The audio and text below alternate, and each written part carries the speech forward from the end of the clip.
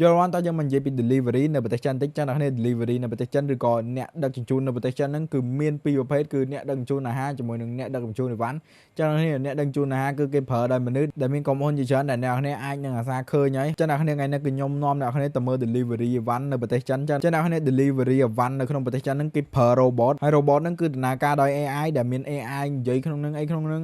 សន្ទនាជាមួយមនុស្សដើម្បីដកឲ្យបានអីចឹងទៅហើយក៏វាប្រើ lidar sensor ដើម្បីបញ្ជាការបុកប៉ះហើយបើនិយាយពី robot ហ្នឹងគឺ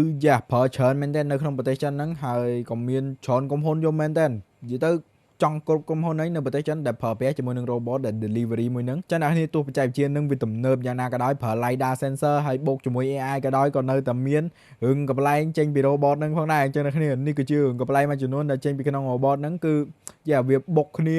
អាខ្លះទៅវាឆ្លោះគ្នា AI ពីរហ្នឹងវាក្រុមហ៊ុនពីរផ្សេងគ្នាវាឆ្លោះគ្នាមានអាកន្លែងខ្លះឆ្លោះគ្នាម្ដង4គ្រឿងអាមួយខាងនោះ2ហើយមួយខាងទៀតនោះ2ទៅគឺ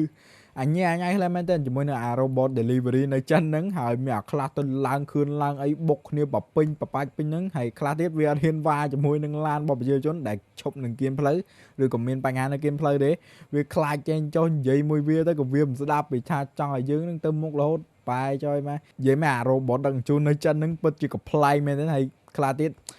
គេហៅទៅវាឈប់យើងទៅវាអត់ព្រមទៅមុខឲ្យគេហៅបន្តិចវាឈប់ហៅបន្តិចឈប់ចុះកាគេសើចហ្នឹងក៏វាឈប់និយាយជាមួយគេដែរម៉ានេះ AI ចំតួមកចឹងតែឲ្យសាកសម័យមកបើសិនជា robot ហ្នឹងមកដល់ខ្មែរគឺមិនដឹងតែវេទនាយ៉ាងណានិយាយមែន map កន្លែងខ្លះនៅដាច់ហើយបើនិយាយពីចរាចរណ៍វិញក៏មិនសូវល្អប្រហែលដែរមើលទៅអាចនឹង robot ហ្នឹងមកខ្មែរកើតអត់មើលទៅ